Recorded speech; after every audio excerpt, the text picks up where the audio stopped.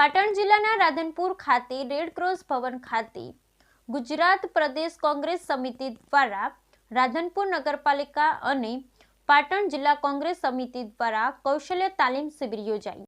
રાધનપુર ખાતે આવેલ રેડક્રોસ ભવન ખાતે કોંગ્રેસ દ્વારા કૌશલ્ય તાલીમ શિબિર ગુજરાત પ્રદેશ કોંગ્રેસ સમિતિ દ્વારા રાધનપુર નગરપાલિકા અને પાટણ જિલ્લા કોંગ્રેસ સમિતિ દ્વારા પાટણ જિલ્લાના રાધનપુર ખાતે રેડક્રોસ ભવન ખાતે ગુજરાત પ્રદેશ કોંગ્રેસ સમિતિ દ્વારા રાધનપુર નગરપાલિકા અને પાટણ જિલ્લા કોંગ્રેસ સમિતિ દ્વારા કૌશલ્ય તાલીમ શિબિર યોજાઈ।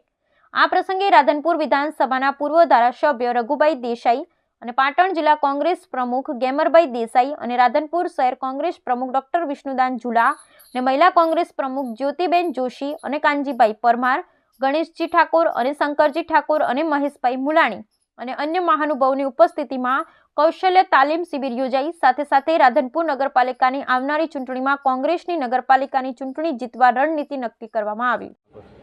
આજે અમારી તાલીમ શિબિર હતી।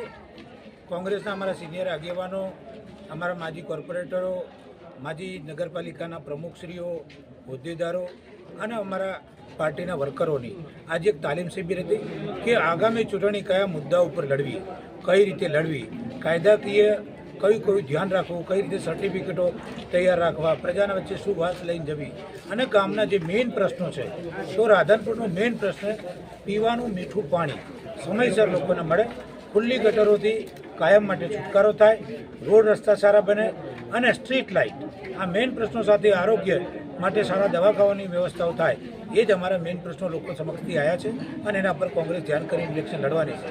નગરપાલિકા 100% કોંગ્રેસની બનવાની છે। અમારી કોંગ્રેસની જે ટીમ છે અહીંયાની સ્થાનિક ખૂબ તાકાત કરી અને પ્લાનિંગ કરી રહી છે। 100% કોંગ્રેસ જીતશે એનો મને પૂરો વિશ્વાસ છે। કેવા પ્રકારના ઉમેદવારો પસંદ કરવામાં?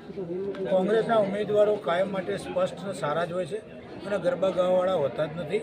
અમે લોકોના વચ્ચે કામ કરવાવાળા લોકો છીએ અને પ્રજાના સેવક તરીકે કામ કર્યું છે।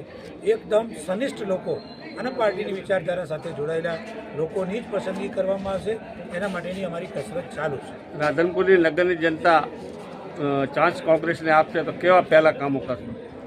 રાધનપુરની નગરપાલિકાની પ્રજાએ કોંગ્રેસના ગયા વખતે પણ આશીર્વાદ આપ્યા છે, મને પણ આશીર્વાદ આપ્યા હતા, ધારાસભ્ય બનાવ્યા હતા, ફરીથી આશીર્વાદ આપશે એનો મને વિશ્વાસ છે। નગરપાલિકામાં સૌથી પહેલાં લોકોને મીઠું પાણી મળી રહે અને ગટરની જે ખુલ્લી ગટરોની જે તકલીફ છે એમાંથી મુક્ત થાય, સાફ સફાઈ કાયમી વ્યવસ્થિત રીતે આયોજનપૂર્વક મેનેજમેન્ટ સાથે થાય, જેથી લોકોને વ્યવસ્થા થાય। અહીંયા સૌથી મોટી જરૂરિયાત યુવાનો માટે એક સારું પ્લેગ્રાઉન્ડ કે ટ્રેક નથી, એ બધી જ વ્યવસ્થાઓ સારી રીતે થાય, એના ઉપર કોંગ્રેસ ધ્યાન આપશે।